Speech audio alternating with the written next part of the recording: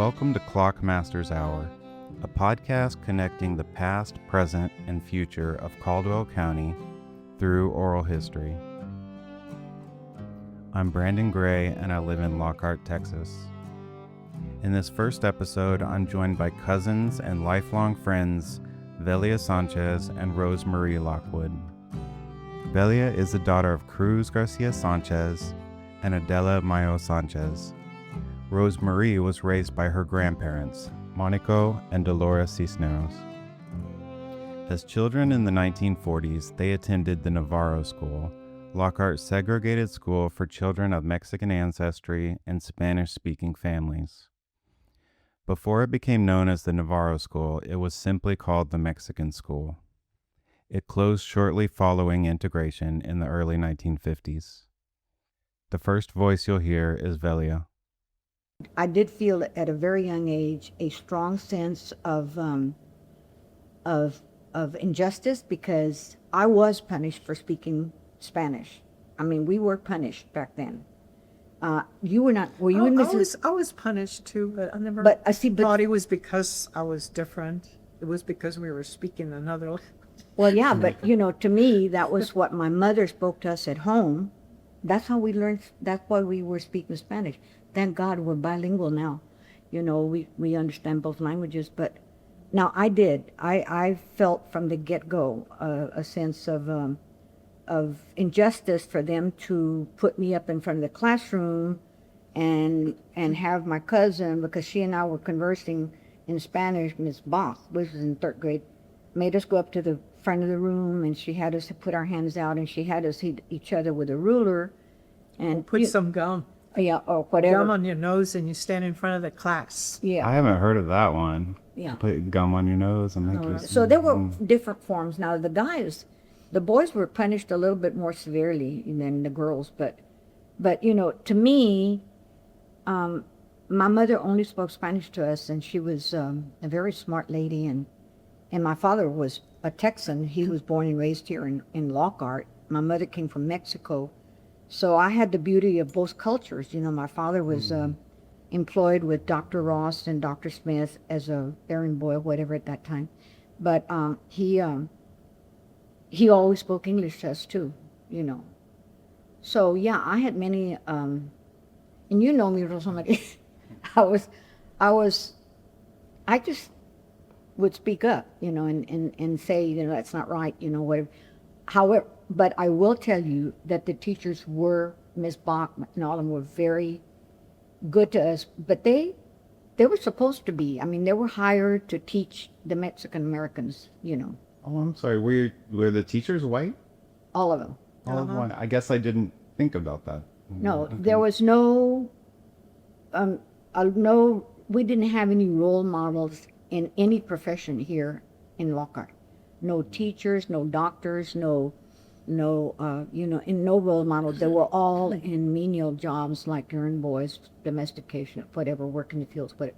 So we learned from the books, Dick and Jane and Puff and Spock. and they were. I mean, I loved it. Mm-hmm. I loved learning, and they were good to us. They were patient, and I remember everything. I can still picture a lot of my memories, and I entered first grade in 1948. I was 6 years old. I was born in 42. And That's when you went to school? 1948? Started, my first grade 19 was Miss Jolly. I went in 1947. Of course, my mother got me into the school before my age, Before younger. Yeah, and I went, and then I guess it was in 1947. I was 6, and then I got sick and missed the whole year. That's why I was 1 year behind. But anyway, back to Navarro. The teachers that were there were Miss Jolly, first grade, Miss Bach, who was our third. Miss Jolly, Miss Jones. Miss Jones was... Then Miss Bach was our third grade teachers. And who was your favorite? They all were. They all really were. They were good. Like I said, Miss Bach was her son. She had 3 or 4 daughters. Remember, she was a single mom. Back then, that was a rarity. That was hard. Yeah. And she not only taught us during the day, but she also ended up teaching night school for a lot of the veterans that came back from World War II. I don't know what she was teaching them, but they So- would use the building at night. These were good people. You respected these Yeah. teachers, yeah. Well, you know, one thing that For the I most- found out years later, there was a Mrs. Schaefer, okay? And she used to call me out of my classroom and another little boy and take us to the principal's office.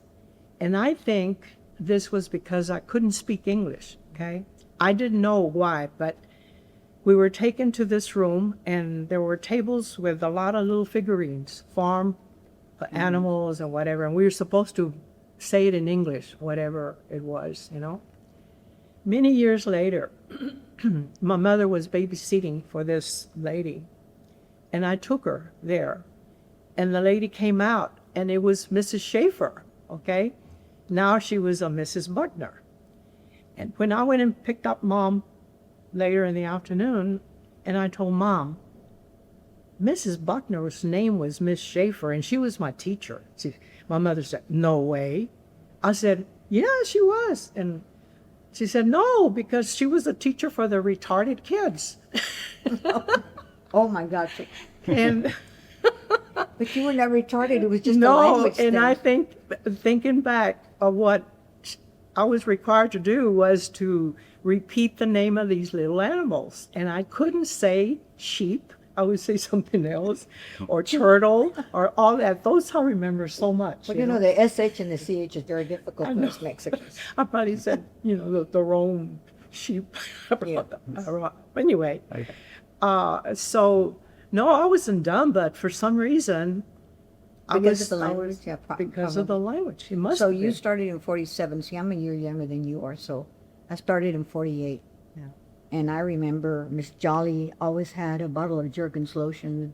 It always smelled like almond, you know, all this. And and we were in third grade. She and I were in third grade. When one of the teachers in the little schoolhouse, I still can see Mrs. Cleveland. Miss Cleveland was her name, and she lived across the street from me. The school building was in like a U shape. The front of the building was like this, and the sides were the classrooms, and in the center was like a little patio or whatever, like a little arena or whatever. And for some reason or other, Miss Cleveland would never showed up to school to teach her students in this little one-room house, wasn't it? It was a little It was house. a little next to- house there next to the cemetery.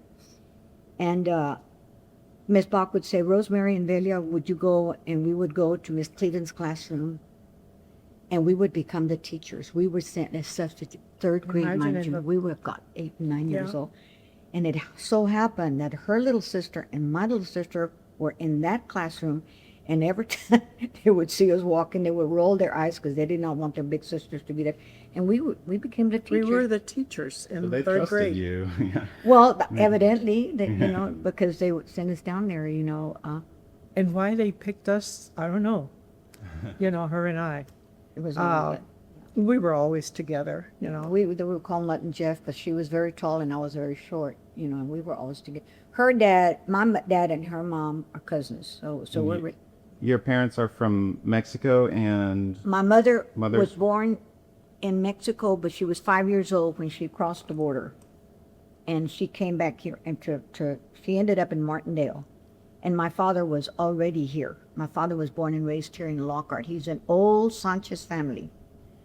The family of Sanchez, I mean, they were big families, 12 and big 13 families, kids yeah. apiece and whatever. so And you probably have family buried here in Lockhart. all of them, all of my ancestors, my mom, everybody's buried here. I have my great grandfather at that Woodman of the World cemetery, yeah. and our Navarro. grandmothers. The My Navarro. grandmother and her grandmother were sisters, also. So there's a lot of family connection. Sanchez. Yeah. Yeah. And my father owned a bar right here in front of Smitty's. It used to be Cruz. Right next to my dad's bar right there was a little grocer, was Don D'Alessio's little store. And then next to that was a barber shop. My grandfather and my uncles worked there. Right where Henry's is, Yeah, I've heard that that is kind of was more of a Hispanic area, multiple barbershops and Yeah. and My grandfather was a barber, and my uncles became Yeah, barbers. our great grandfather, which is from both of us, he's the one that started in that place, shoe shop making or shoe repairs. He would make shoes from leather from scratch, and he came from Austin and started that shop here in the building right across from Smitty's. And then later on, his nephews started it as a barber shop. And so, our grandkids. Yeah, and her father and my mother went to Navarro School. And my mother used to say there was an Hispanic teacher by the last name Arredondo. So, I don't know what happened, because later on during our time, all the teachers were Anglo. So, oh, and we have the funny stories that I was telling you that we share with our friend in Houston. Was when we were little there in Navarro, we had crushed on this little boy, you know. both of y'all. The Yes. same? Anacleto. Actually, there were more, but we were just thinking. 'Cause he was a there was Super Bowl Emily, her, and I, okay? And then this little boy we had a crush on. And one day, Emily showed up with one of those curly rings that you put on chickens. Chicken ring. Chicken They ring. were with a little wire. There are different colors. This boy gave that to Emily, our friend. We were so jealous because she had gotten that ring, and we laughed. You were jealous because of a chicken ring, you know? And I said, yeah, but the little thing.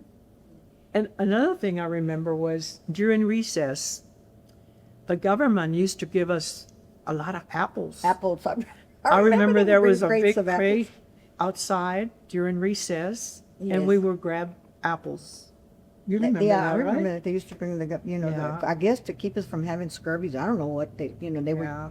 whatever. But and this young lady that Rosemary is referring to, Emily Riojas, Emily Colt, native Lockhart person, died not just recently. We went to go see her.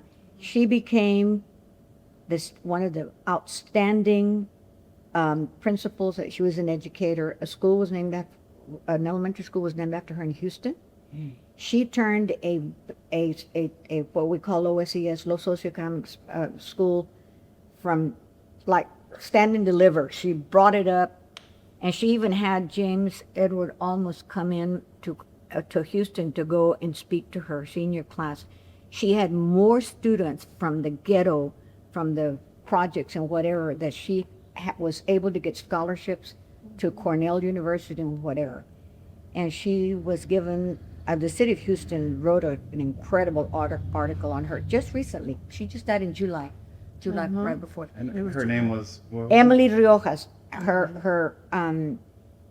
They lived in Cuckleboro where I lived. You lived Tanktown and I lived in Cuckleboro. Okay, you know that Lockhart was segregated.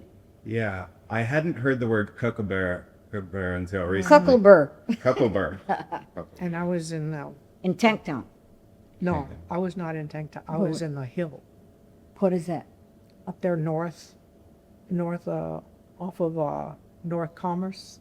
Oh, okay. You know where the cemetery is. Well, they that was call it? Tanktown. No, Tanktown was on the other side. Oh, okay. It goes. Well, I always tell everybody when I talk about the poll tax days and everything, because anyway, I did become quite adamant about being segregated, because it was not only that they put us in one place. I love my people. I mean, I loved what I did in Navarro School, but it was also not only our language, but we couldn't not speak Spanish. We couldn't sing in Spanish. Our poetry, nothing like that was ever told to us that we had all that. I didn't learn until later. And when I was in the third grade, I remember distinctly It was the end of World War II. My father fought, and Mr. Jose Reyes, was prominent. He had 12 kids here, and Julio Perez, they had a lot of kids. They came back from World War II, and I remember them walking into Navarro School to talk to that time it was Blanton, was the principal. No, the Was- principal in Navarro School, when we went to school, Miss Bunch. Miss Bunch and Miss Blanton, anyway. They, later I heard that they had gone to say that they wanted for their children to not be segregated anymore. They were going to join whatever they had to do because they wanted, our parents were very strong on education. They said that was our way out of everything, that once we had an education, nobody could take it away from us. And so they also, my father became a part of the GI Forum, which was put together by somebody from your hometown, Dr. Hector P. Garcia. And so because and you know that it was because that was formed because our soldiers that had died in World War II were not being allowed to be buried in Arlington or even the white cemeteries. They were still segregated in death. Okay, so that was one of the reasons. But education was very important. That was very important. So, my dad was, it was during, like I said, right after World War II when things started turning around. Because they came back. So we stand on the shoulders of our parents, okay? Yeah. They said, we fought for this country, like, Yes, we exactly. need to be. Exactly. And then, during the LBJ era, our president, I was already in college, studying in college when he came around. So it was the Vietnam War and everything. A lot of things were happening, protesting and everything. So, but with Rosemary, I had a wonderful experience at Navarro School. I really did.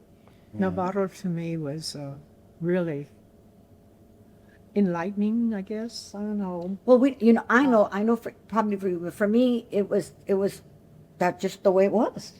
I didn't, like I said, I never thought about segregation. Maybe found out about it later. But the Navarro School to me was special. It was not because we were thrown out there, you know what I mean? Being with my friends and we share the culture, we share the language and things like that was, to me, very nice. And taken away from there, it really didn't matter to me whether I wanted to be integrated. It was an experience. I was very comfortable, actually, at Navarro School. And then we go to the new school, and that was when we went into the 4th grade. And it was different. It was a different experience. And I don't know if I felt a little lost or what, but to me, Navarro was really something, a place of refuge. And we lived, our yard, because I was raised by my grandparents, our yard was right there connected to the schoolyard. And I could jump the fence to go to school. To go to lunch, I would go home, and it was just a big community, a family, right there with the school. I've heard someone talk about the Carver school, the black school, and it's the segregation was terrible, but at the same time they also had a sense of community just from being together. So it's kind of But Carver was it's now that I look back, Carver had a lot, they were separated or whatever, but you know what? They had all black teachers. Yeah. They had a football team. They had a band. They had, there was a connection that we did not have that until we got into junior high and high school. You know what I'm saying? Yeah, you had white teachers that kind of wanted to suppress but your see, culture. the blacks spoke English. So we were, because we spoke Spanish, Right. and they wanted to.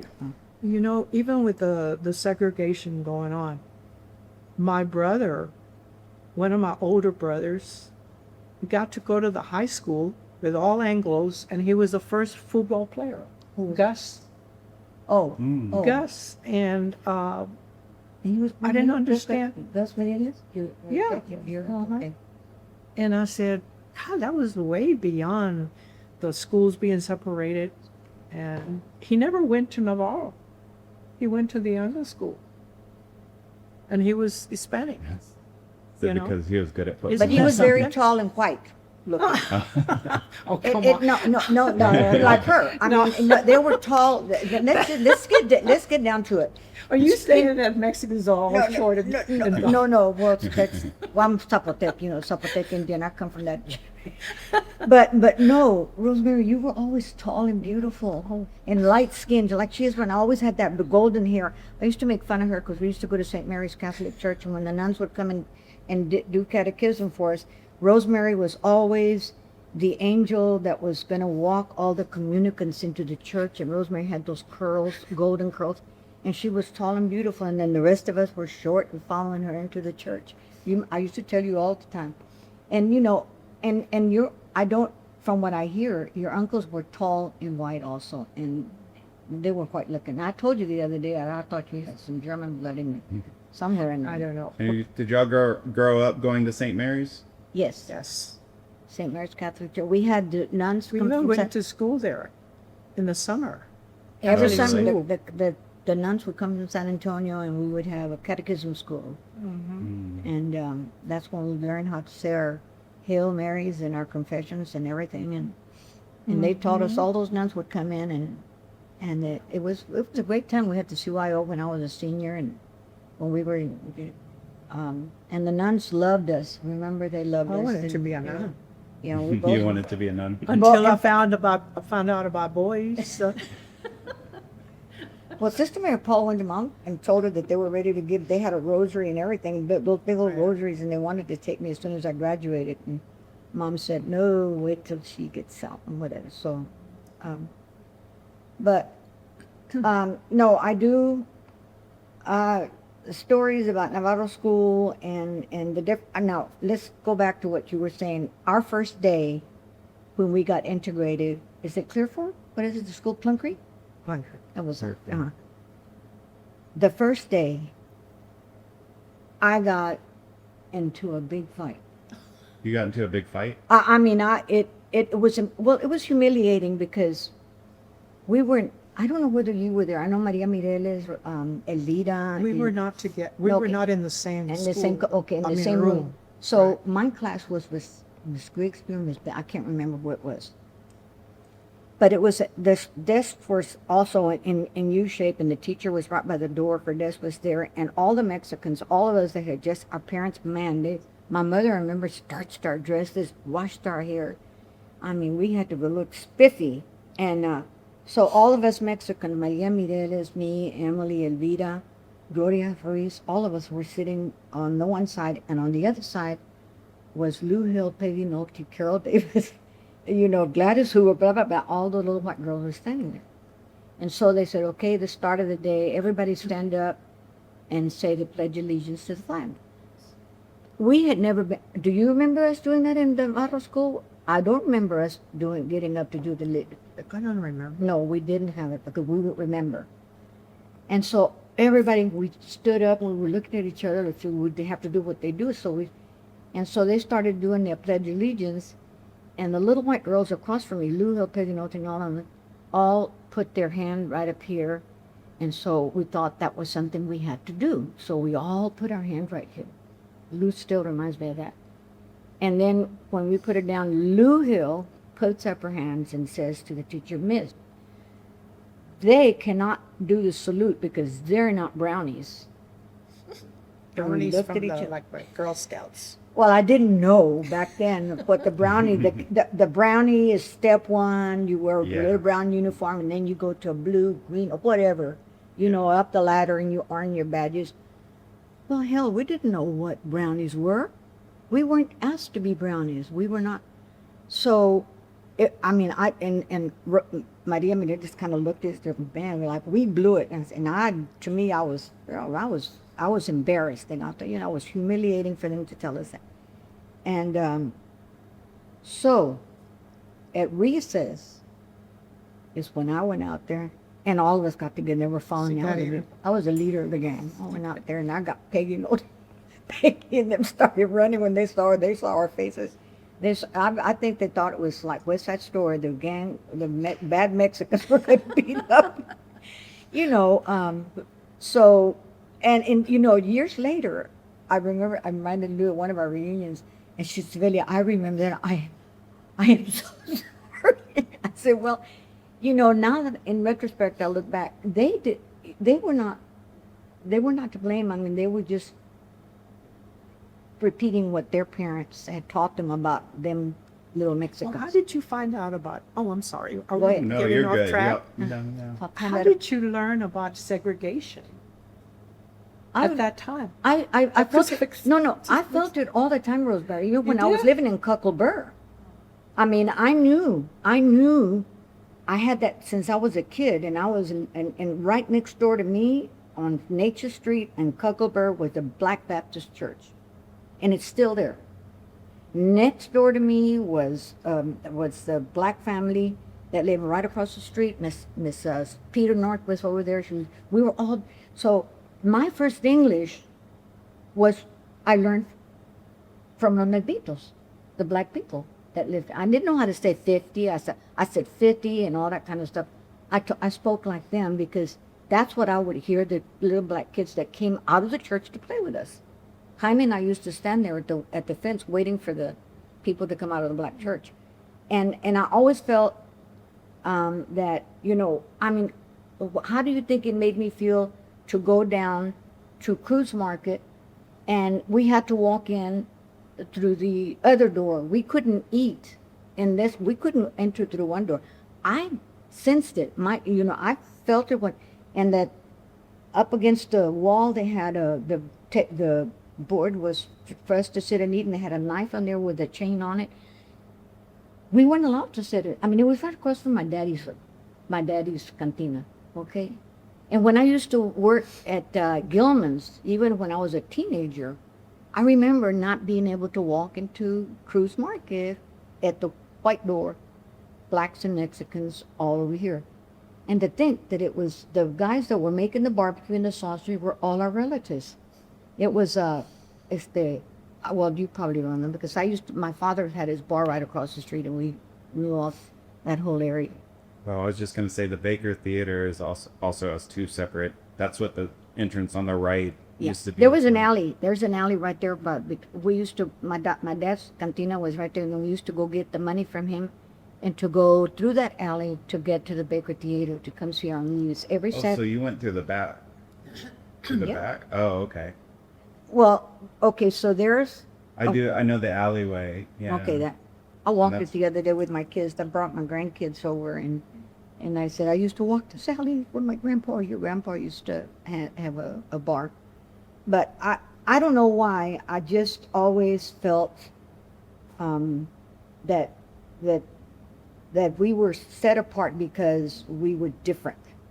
That we were not first-class citizens. We were, it was just, that's just the way I felt. I mean, and because I lived for all of Mexican, all my aunts and uncles lived on Nature Street, and so there were no whites there.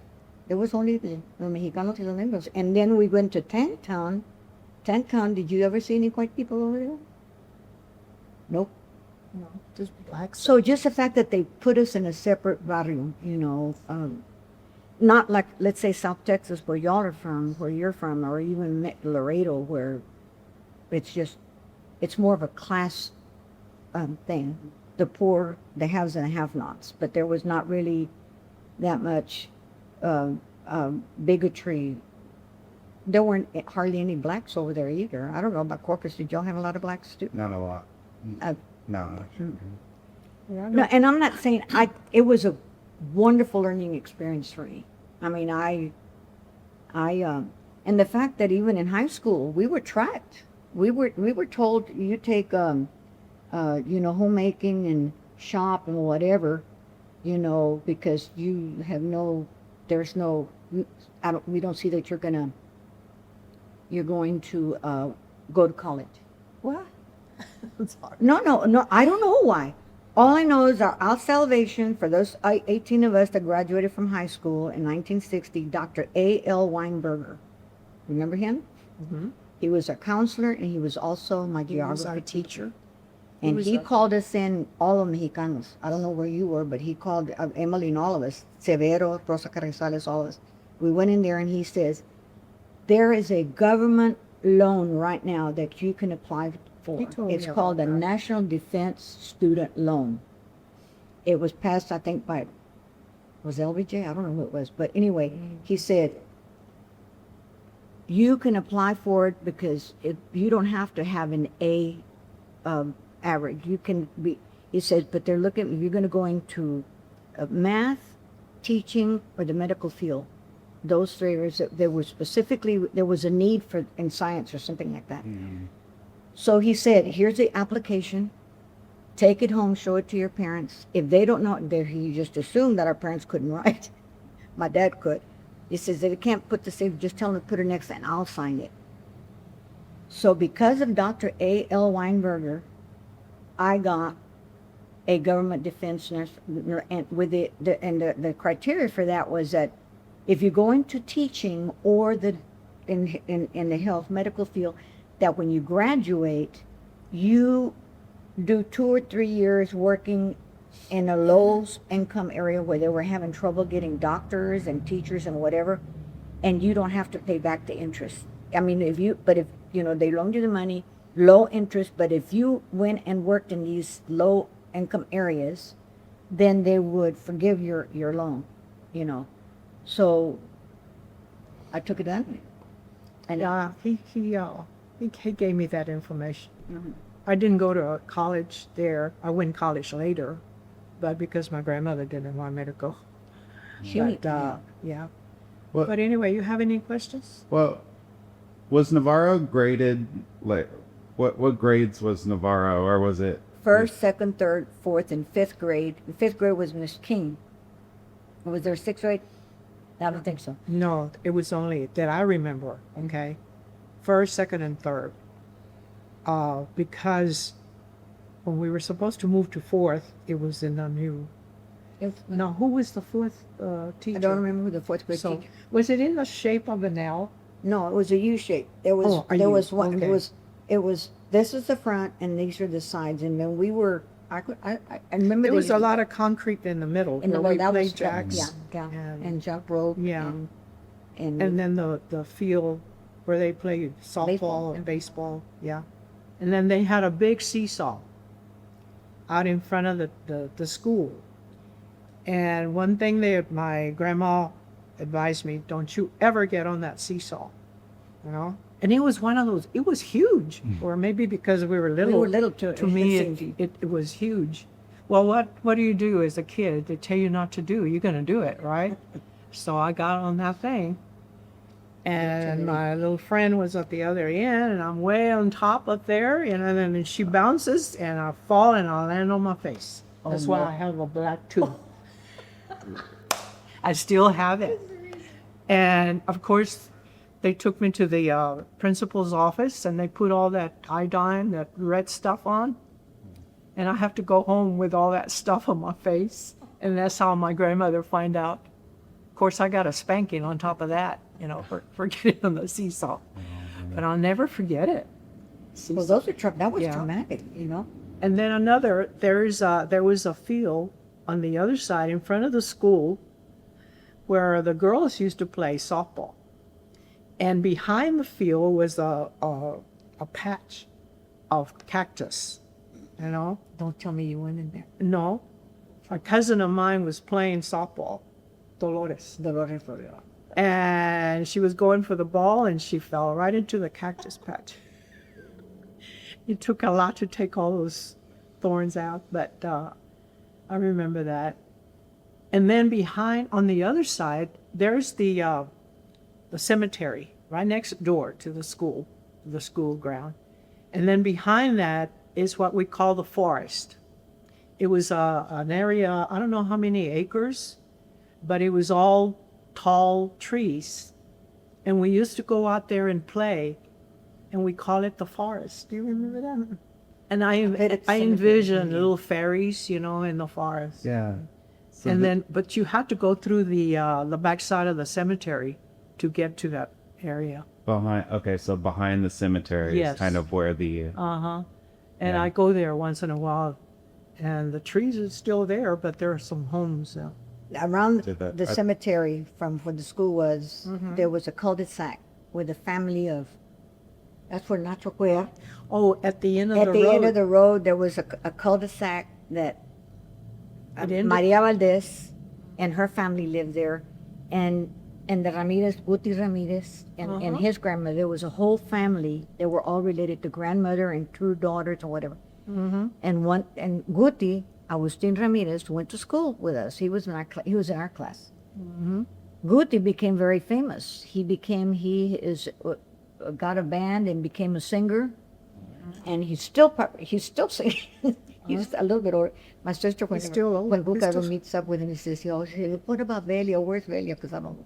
Yeah. But yeah, Yeah. a lot of good stuff came out of Lockhart. And in spite of the fact, I mean, again, my father did say that he was left in the 5th grade till he was 16, and he decided that was it, because there wasn't any place else that they could send. Huh? And my mother went to the 5th. So I guess there were some grades. Well, my dad said it was 5th or 6th grade where there wasn't a 6th grade, because Licha and Dolores and them they were in 5th grade when you and I were in 3rd grade. But my father said he quit and started working for Dr. Smith, who had an office and a pharmacy, and my father used to go deliver medicine in people's homes and whatever. So I think that they must have had night classes there for adults, he did. because my grandfather came from Mexico. And my grandmother used to tell me that he would go to classes to learn English and learn about the United States. And she said in one night, he went from the 1st grade to the 5th grade. So, It was the 5th grade. you know, it must have... They did use that building for night classes, because I remember I was in 3rd grade when these veterans from World War II had come in. Bobby Cavazos, I remember his name was Cavazos. They owned a bar down here at the corner. Cavazos Bar. And I remember that they would smoke in there, and they would leave ashes in my little inkwell. And I told Miss Bob that who was it that was leaving cigarette ashes and cigarette butts in my... There were little birds that we used to have that were plastic that you would put water and then you would blow on them and they would... Oh, yeah, the bubbles. Yeah, the bubbles or whatever. And he kept putting his ashes there, so the next day, my father comes over with this man, and he says, "Who is the little girl that has a little bird in her desk?" And I looked around. It was me. He came to my house, and he gave me a nickel, and he apologized. Miss Bach told him that I was not happy with him putting ashes in my... So I don't know why they were going to school, but I guess it was to learn. He didn't have to learn English because they were already... Maybe it was to become, I don't know what, American You history. mean or what. on my grandpa? Not sure, I don't know about... Yes. But she was brilliant, though. She was the little skinny thing, and she could jump rope, and she was a great ball yeah. player, too. She was very good Very, at everything. very intelligent. Yeah. Very high IQ. No, really, her and Maria Mireles got valedictorian of our class, but because she got married or something, or she didn't do it. And that was rare, because we didn't have very many Mexicans. Our class, like I said, was unique. We had... Oh, I like to mention that we had a teacher that was a mean teacher. Everybody was afraid of her. Was that Miss King? But she would get the paddle and spank the kids for misbehaving, I guess. Was it Miss King? Miss King. Yeah. Yeah. And I remember her transferring over to the new school from Navarro. She went over there. Oh, really? Yeah, she was Miss King over there. And no, I remember. Oh, no, Everybody was terrified of she's Miss back King. here. No. Yeah. They said she would Mrs. take her King. shoe off and hit the boys with her heel under the Yeah, head. we could hear them screaming. you know, we were here. I remember our cousin, okay? Abel No, and Chuy? Jesse. Jesse Chuyito. Mrs. King was spanking him because I recognized his scream. Because we could hear it through the wall. Yeah, you know? yeah, there was an office. And I remember the Christmas, I think you must have been in that too, for the Christmas show. There was a stage. There was a stage. There was a stage. And There was a I little remember auditorium. we were singing A, B, C, D. So mine was C. A, B, C, D, E, Yeah. F, G, you know, that song. We were little, oh my goodness. I don't think I was in that show. You I weren't? don't remember. I don't remember that. I know my brother Sase he was jacked in and he quick jump over the candlestick and he jumped over a candle. And I remember the So he stoves. actually jumped over. My parents went to see our parents. My mother and my father never went to check on us. We didn't have PTAs. We didn't have teacher conferences. You know, did your grandmother or your mother ever go visit the teacher? No, they were never asked to come over. But I do remember that they had a program, and my mother and my father went to go see my brother Alex. He was the oldest in our family, and I remember him practicing Jack be nimble, Jack be quick. How did it go? Jack be nimble, Jack be quick, Jack nimble, and he would jump over a candlestick. I don't remember. I wasn't there because Chemita got sick, and my mother made me stay with Selma. The one that I remember when we used to go teach, the third graders go teach the first graders. And of course we're out there, you know, 1 + 1 = 2. We thought we really was. We thought, we thought we really did. yeah, we really did. And then we have recess, and the kids we would get them in a circle. And then the little song was Bluebird, Bluebird, in and out the wind. Oh my God. I remember the kids would go in and out, and then Yeah. we shut them down. It was just those. Oh, they would go in and out the window. Yeah, it would be a circle, and we had our hands in the kids. A kid would go in and out the window, in and out there. We would all be singing. Now, who taught us that? It had to be. See, those teachers taught us all that. Yeah. You know. Yeah. Yeah. You know, now that when we got together for our class reunions here, not too long ago, they would ask, like Philippon before he died, God rest his soul, she says, Velia, where were you when we were in kindergarten? I said, we didn't have kindergarten. She said, well, we did. And I said, well, we didn't. He said, well, where were you in first grade? I said, I was at Navarro School. Why? You know, they had no idea. Yeah. Him and Myrna. And I said, well, no wonder, you know, y'all didn't have no idea that we were over there. Well, I guess I must have learned English pretty quick Well, because you did if you remember the song. in the first grade I didn't speak it, and then they sent me to that special class. By the third grade, I'm teaching. You advanced quickly, Yeah, because girl. I was moved with up you the over there ranks teaching quick. first grade. Yes. I don't know, but anyway. Did your classmates know English better? I mean, did your classmates? No, let's see. Like most of like Severo and Rosa, you know, they came from, a lot of them were brought in, not in Navarro School, because we didn't have Carlos Moreno and them over there. They went to Mendoza. They went to Mendoza and Maxwell and McMahon. They all came Country schools. From country schools, little schools. It wasn't until we were in junior high that they went to the new school. Into the new school that they were brought in. Some of them, but like Emily, Rosemary, Chuy, Abel, Those went with Eddie, us. all of us, that we were all kin too. We were all related, and we all lived in the same barrio. And we did go to your area where you lived by the railroad tracks. I mean, the railroad tracks ran right. The Navarro School was West on that, and east. That's how. And yeah, and it was on the west side of town. And oh my God, I the stories I can tell you, but it's incredible. Anyway, there was a lot of interaction. My aunt lived in Tankdown, so we visited in Tankdown all the time. There used to be a dance hall, not a dance hall, what do we call it, plataforma? yeah. It's a concrete Outside, slab. It was an open open dance hall. Outside? Outside. Yeah. And they used to celebrate the 16th of September, remember? And we used to have little conjuntos come and play, and everybody danced. Nice. It was Back then, women danced with women. Nobody made any big deal about it. You know, it was a family thing. It was a family. And my aunt and uncle lived close by. Another one that would be good information is Geneva. Sanchez Moya lived right around the corner, and she went, and she remembers, she talked about some. And she went to Navarro School. They all went to Navarro School. So there are There's a lot still of people around that they're still alive. Or if Believe it you're or not, interested. there's still some around that can have, tell you more. we get together and we talk about it and we laugh about it. How you know, those experiences made. I know for me, it was. I can't regret them because they made me who I am. I did become a rebel. I protested. You know, I was doing the whole thing during the '60s and whatever, the late '60s. You know, so to this day, you know, I'm still, you know, interested looking at what's going on and whatever. And but for me, Navarro School was, like Rosemary says, was a good experience because it was all our own community. We had our friends there. Well, we have our culture, Yeah. for one, our language.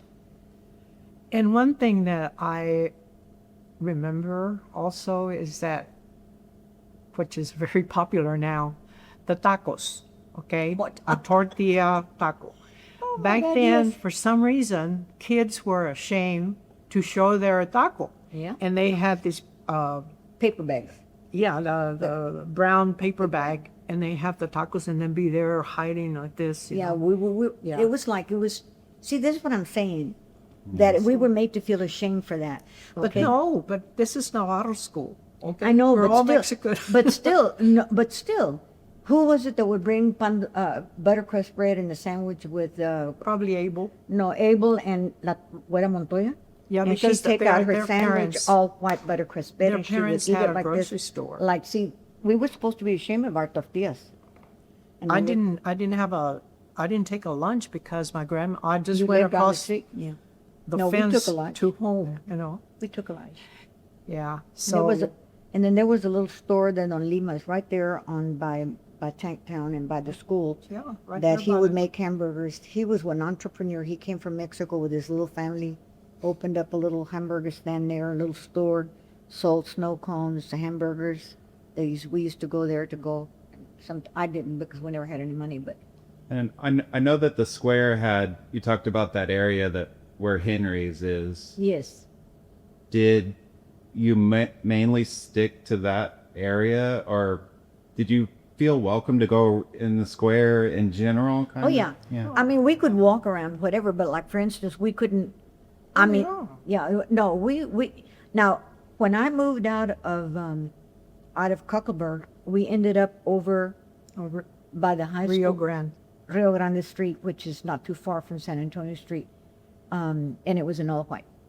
There was a Mexican theater, the Pics. Have Oh, you heard of it? I have heard of it, yeah. Yeah. When I was little, I remember my grandparents, I remember my grandpa always held my hand, and we would walk down Commerce. Commerce Street goes north, and at the end of it, we would walk all the way home. Well, we didn't ride. We didn't have any. We didn't. I mean, we just We walked walked. everywhere. Yeah. And we would come to that theater because we loved the Mexican Oh my God, films, yeah. you know. And then there was a creamery where I loved they scooped the ice cream in, which is right Was it there. on Bossy? No. It was that, I know it. I know. it's on Commerce. Yeah. There's a church, and then there, Yes. I don't know if I think it's a washateria now. Yeah. But It was a nice. they didn't keep us from going in there to have No. ice cream, and I remember I There was was little. just certain places that I know that we couldn't go into that one right there. I mean, we did go to the grocery stores, like Northside Market, remember, and is it Northside? And go shopping at the Lambs, 5 and 10. Yeah. I'll never forget it. Sadowski's. Yeah. Sadowski's. No, I didn't know. We were all allowed in here. Yeah. Around. But I'm just saying that some eating places they weren't, and they said whites only.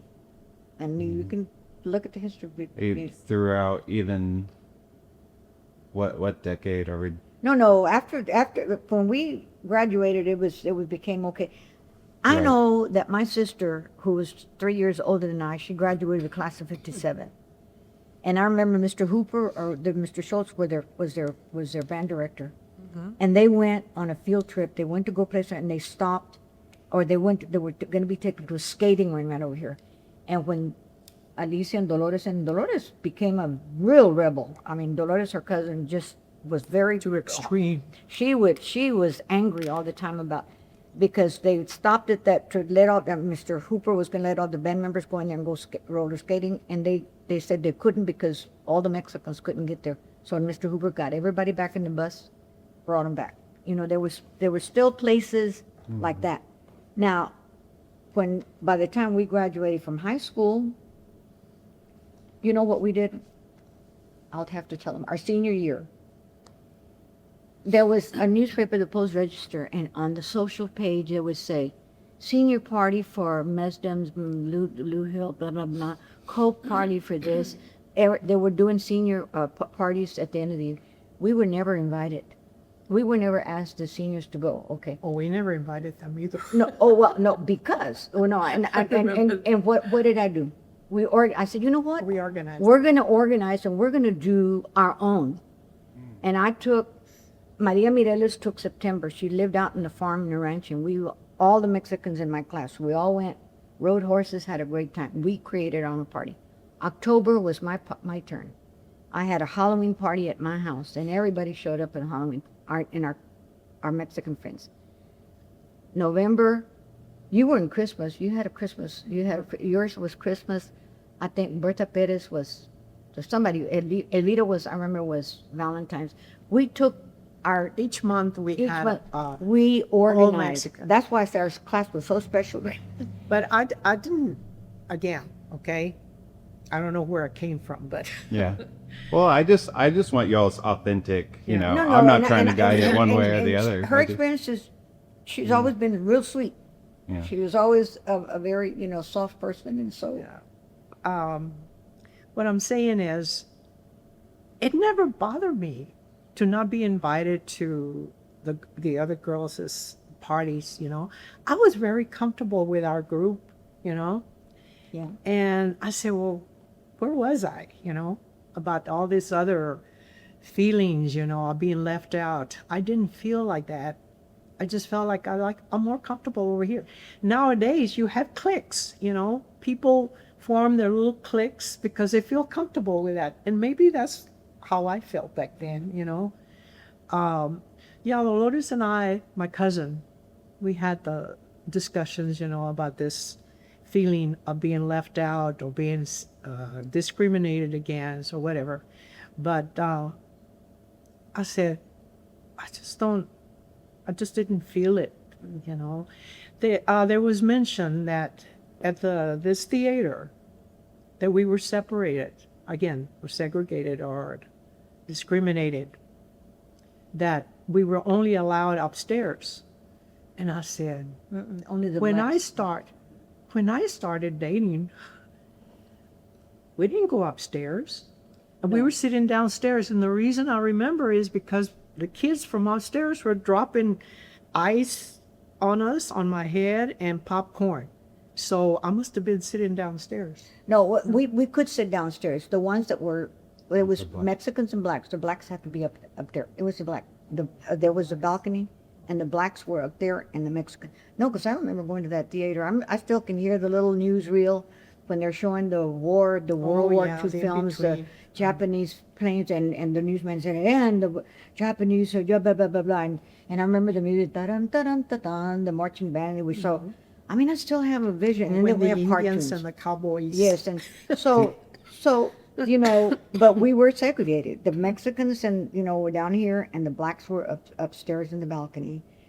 And although when they did integrate, I remember that we used to come to the Baker Theater, and they would give us coupons in Christmas time to get an ice cream thing, whatever. And I tell you, yeah. Saturdays was Cowboys, Roy Rogers, Gene Autry, and Sundays were musicals, Doris Day and Esther Wings and all that, So we would come every Saturday and Sunday to the theater. 5 Well, cents. when we were little, like when we were going to the Navarro School around that time, and we wanted to go to the movies.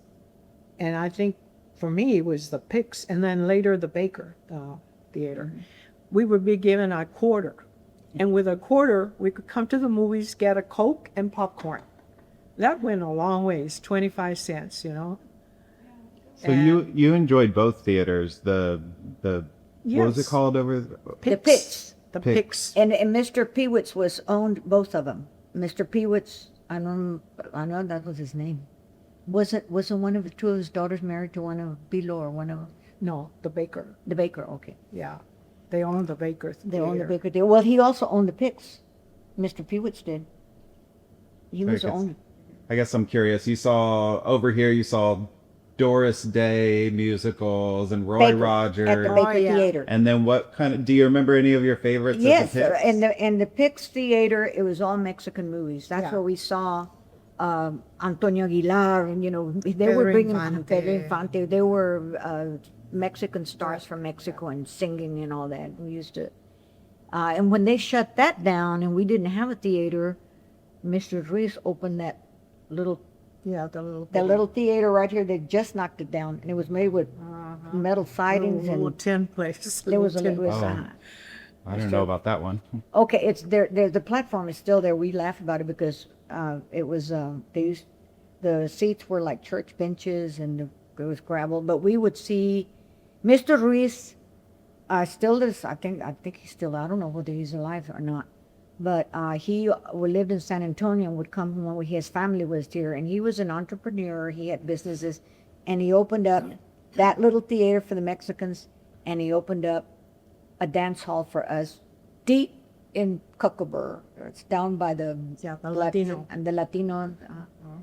If you've never been there, I need to take you on a tour. I went on a tour. Oh, it's still there. It's still there, But yeah. it looks like a big barn. Like a big barn. What So it the- was, I guess. Oh, I'm sorry.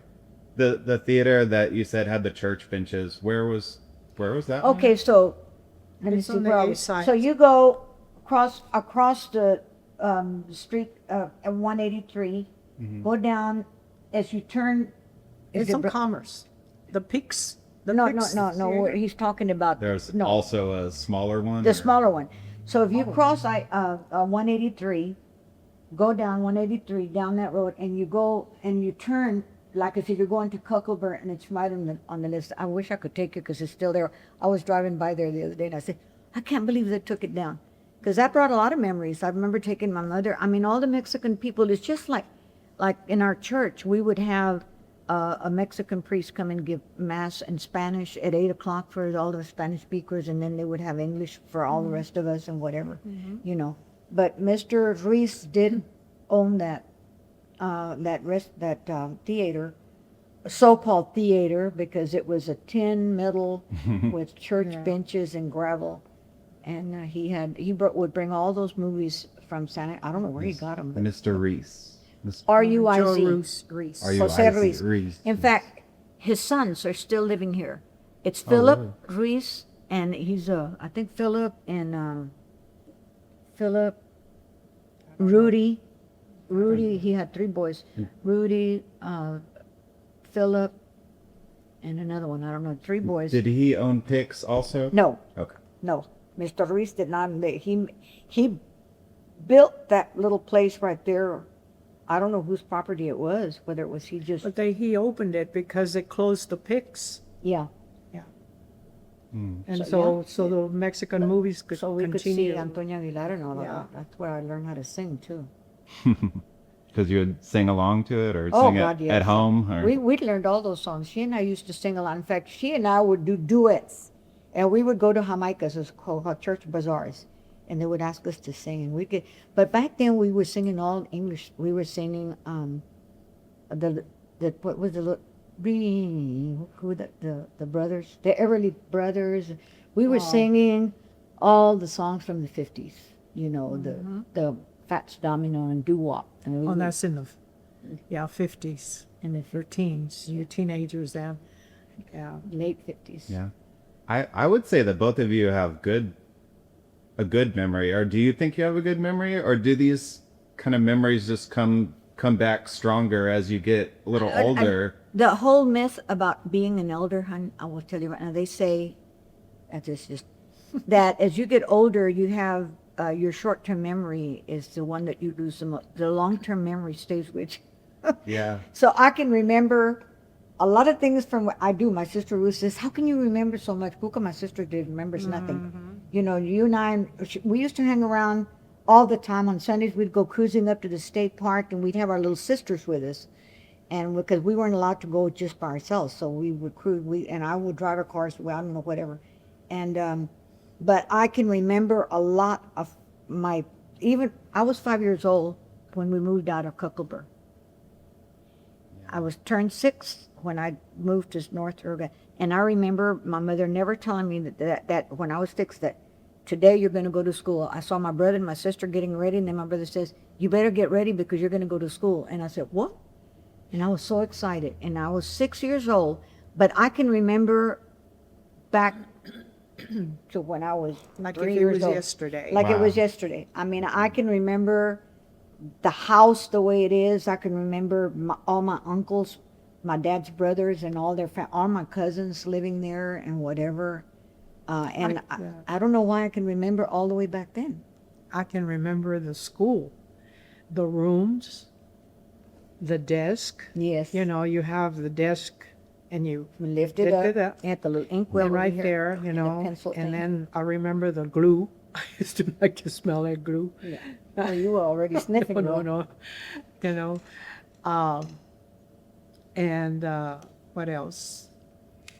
There was a court, like the school, like she said, it was like in an L or a horseshoe shape. shape, and in between was nothing but concrete. And we would play jacks there. You sit on the ground, and it was kind of shaded for some reason. It was oak trees Yeah. there. And then we play that hopscotch, jump rope, All those old, and the other was we had a baseball team. come softball. over, Red Rover. Red Rover.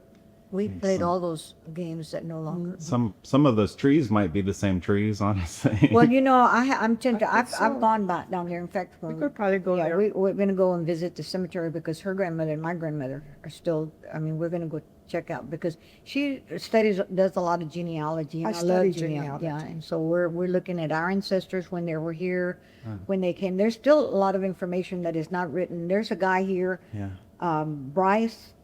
Donnelly Bryce, Yeah, Donnelly yeah. Bryce and my brother went to school together, and he's a historian, and he went to our family reunion because we had some genealogists that went all the way back, brought our ancestors back from Spain to Mexico to the Jewish community, whatever. So we're a mixture of a lot of stuff.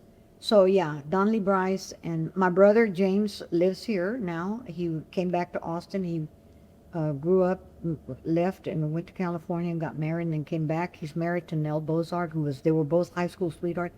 He went to Navarro School until the 2nd grade because he is 1 year younger. We were 7 in my family. So my brother, I'm 84, James is 83, Ruth is 82. So Ruth went to Navarro School, and so did James. And then it was when we were in the 4th, when we passed through the 4th, that we got integrated. Oh. I was telling Rose that I'm sorry, you call her Rosemary, right? Yeah, you can call Rose. me Rose. Rose. That I am. There's a project called the Lockhart Cemetery Tour, and it's happens in October. And well, I'm director of it, and we hire actors to portray historical figures, and it's a way to just kind of Wow. present history in a Yes. kind of an entertaining way. So I've been visiting all the All the cemeteries. cemeteries. Yeah. I love cemeteries. Yeah. I do. Did you say, and who are y'all visiting today? Navarro. The one at Navarro, it's called the Woodman of the World, and her uncle, my cousin, Tio Luis, as we call him, he organized they made it a historical Landmark, site. yeah. And they cleaned it up. I know that Alice and I donated they asked people to contribute, and I know we contributed, and they keep it really nice and everything. But in Spanish, my mother always used to say, El Cementerio de los Hacheros. Hacheros is woodman. You know, woodman. And I guess that was was that an insurance company? Yes, Do you know if it was a life insurance. life company. insurance?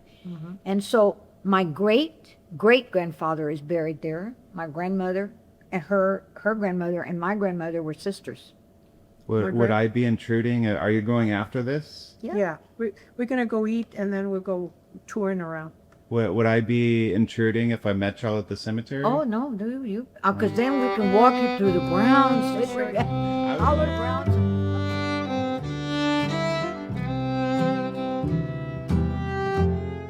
Thanks for listening to the very first episode of Clockmaster's Hour. This podcast is produced by Graybeard Films and made possible through the support of Go Back to California. If you have feedback or a suggestion of someone you think should be interviewed, you can reach me at brandon@graybeardfilms.com. For updates, bonus clips, and more stories from Caldwell County, follow Lockhart Bits and Pieces on Instagram. Until next time.